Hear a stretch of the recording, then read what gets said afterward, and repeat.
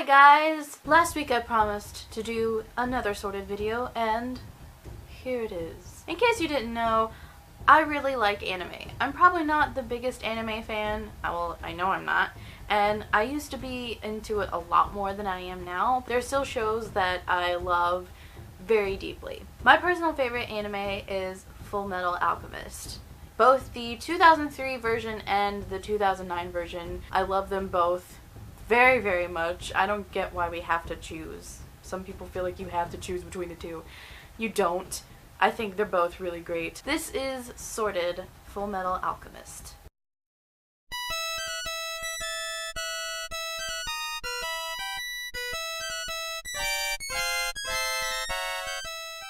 Now, if you don't know how Sorted works, I take 10 random characters from any given show, movie, video game, fandom, whatever, and sort them into Hogwarts Houses. It's nerdy and fun, and I like doing it, and I really don't get why people are questioning me on this. I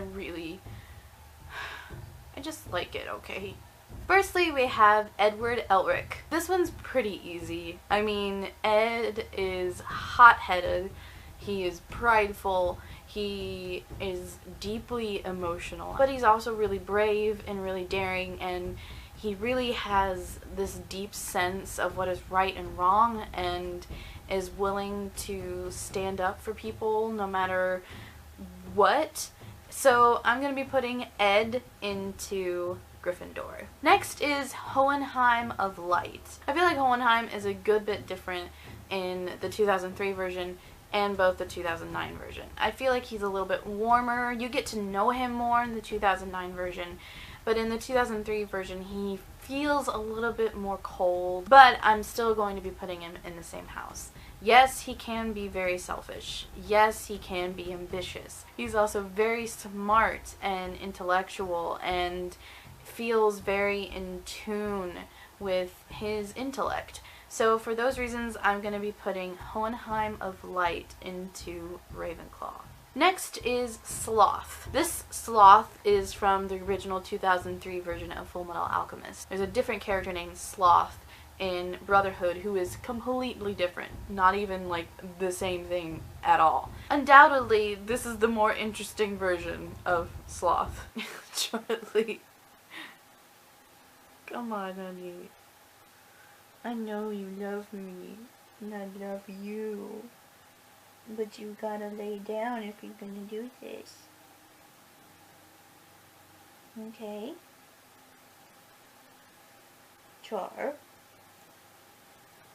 That's a good boy. There we go. Good little boy.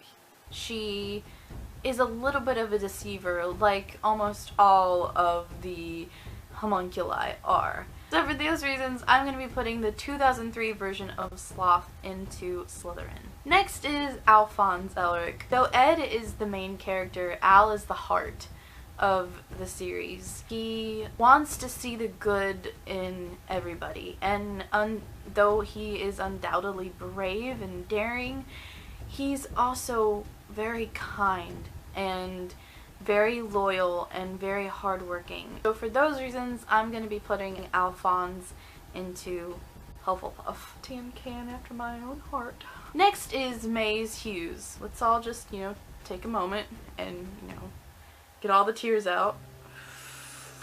Ugh. Maze Hughes, though he was in both anime for a relatively short time, made a humongous, immeasurable impact in both shows. I'm stuck between two houses though. We know he is very smart, he's investigative, he is the first person in the series to crack the code, and even though the code is different in both series, he's the first person to figure out what's going on, and unfortunately that's why he had to die. However, like Al, he's very warm-hearted, and he is loyal to a fault. I think he would be a great Ravenclaw, but I think ultimately I'm going to be putting Maze Hughes into Hufflepuff. Next we have Gluttony. Gluttony is interesting because Gluttony is undoubtedly a villainous character, but he is like one of the only ones that's not particularly malicious. He's not really conniving, he's not much of a deceiver. I would put most of the homunculi into Slytherin. I wouldn't put Gluttony into Slytherin. He is very loyal, especially to lust. He likes to eat.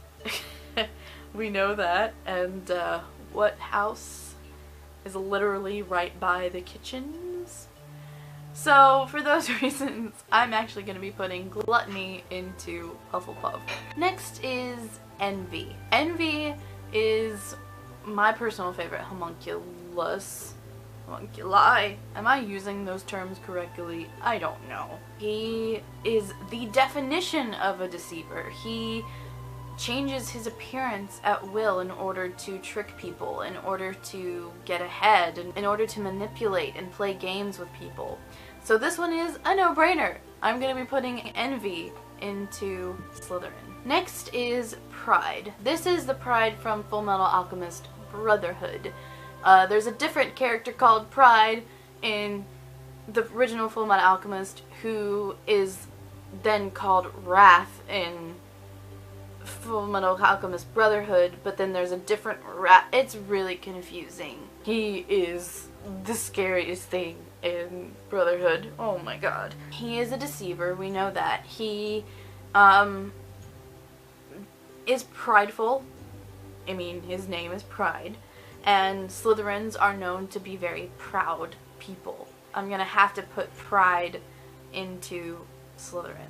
Next we have Winry Rockbell. Part of me wants to put her into Gryffindor because she is very emotional. She can be very, very hot-headed. But she's also very, very smart. And she's an inventor. She's a tinkerer. She likes to fuel her mind with things. She wants to figure things out. So for those reasons, I'm going to be putting Winry into Ravenclaw. Lastly, we have Roy Mustang. My immediate thought would be Gryffindor. He is the flame alchemist, and whenever I think of fire, I think of hot-headedness, I think of emotion, I think of passion, and all those really fit into the Gryffindor house. However, we know he is very ambitious, and he can be really secretive. He can, you know, pull some strings in order to get ahead. We know that he's not a bad guy, but he does toe the line a lot of times. That said, he is very hot-headed, and he can be emotional, especially when we see how he dealt with lust and envy in Fullmetal Alchemist Brotherhood. He's just really hard to sort. But ultimately, I think because he does seem to have a moral code that he will definitely stand by and protect people the best way he knows how. I'm going to be putting Roy Mustang into Gryffindor. Well, there you have it. That's just 10 of the many characters in Fullmetal Alchemist. Please let me know in the comments where you would put these characters into Hogwarts Houses, because it's definitely up to interpretation and I would love to hear from you. Thank you so much for watching this video. Please make sure to like, comment, and subscribe, and follow me on Facebook, Instagram, Snapchat, Twitter, and consider becoming a Patreon if you so choose. Thank you so much to the people who have already donated. It means a lot. All that stuff will be in the description below, so make sure to check it out. And I guess I'll see you guys next week with a brand new video. Bye!